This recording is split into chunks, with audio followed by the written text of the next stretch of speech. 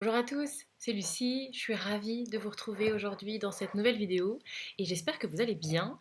Donc cette semaine, le thème c'est le changement, changer. Et toute la semaine, je vais vous parler un petit peu de cette notion de changer.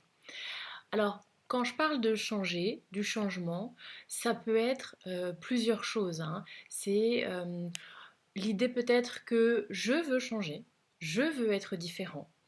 Ou ça peut être aussi je veux être avec quelqu'un d'autre, je veux être avec quelqu'un de différent, ou j'ai envie de faire des choses différentes dans ma vie, tout en étant la même personne, mais faire des choses différentes dans ma vie.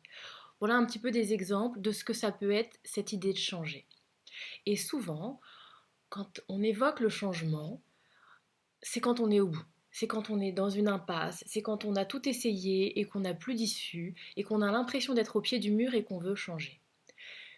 À mon sens, il y a beaucoup de gens qui ne sont pas là-dedans.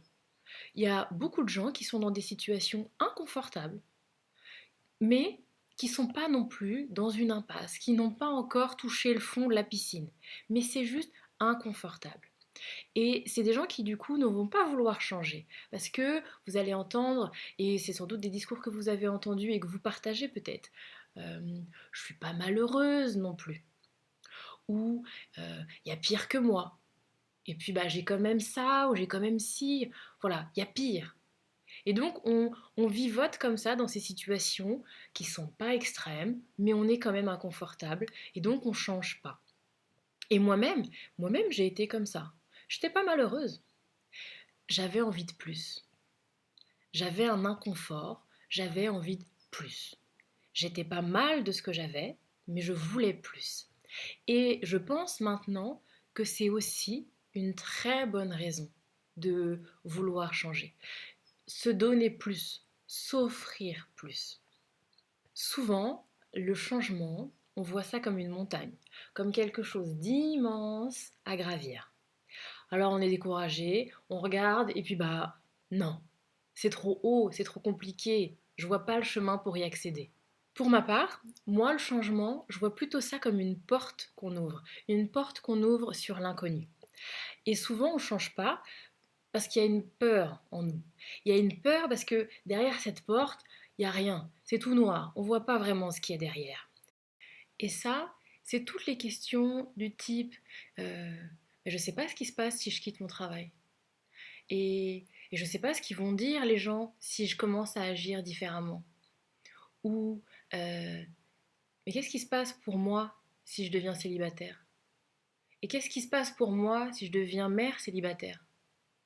Et toutes ces questions comme ça, où on n'a pas les réponses, on ne sait pas, c'est l'inconnu, c'est ce qu'il y a derrière la porte, le noir derrière la porte, c'est ça. C'est tous ces questionnements où on n'a pas les réponses. Alors, parfois, on essaye, on ouvre un petit peu, on entrouvre un petit peu cette porte, puis on jette un coup d'œil. Non, il n'y a rien, c'est tout noir, on voit rien. Alors bien vite, on ferme cette porte et on n'avance pas, parce que l'inconnu nous fait peur. Et pour moi, cette porte ouverte vers l'inconnu, vers le changement, c'est comme une aventure.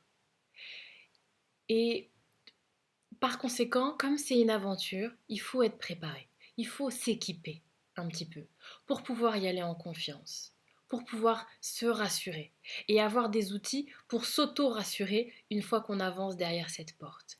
Parce que une fois que vous l'avez ouverte, si vous êtes équipé, si vous avez votre petite lumière derrière, eh ben vous pouvez avancer à petits pas vers ce changement que vous voulez aller. On n'est pas obligé d'y aller tête baissée, d'ouvrir et de foncer. On peut aussi y aller par petits pas. On avance, on recule, on explore. Mais on avance vers cette idée de changement.